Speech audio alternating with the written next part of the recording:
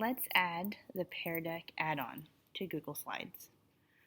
Start by searching for the word add-ons in the tool menus up at the top of your screen, and then click add-ons.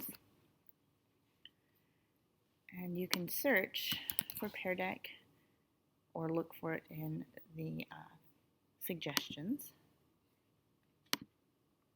and then click install.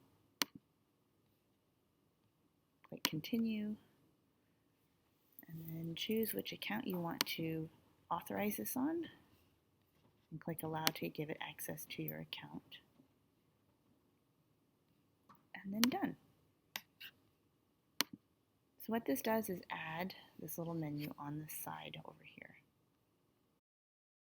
Now you can add interactive slides by clicking these blue buttons, record audio directly onto the slide, or search for templates to add to your slideshow by clicking on the template library. To access your add-ons from a new slideshow, click on the add-ons menu and choose Pear Deck. Click Open Pear Deck add-on.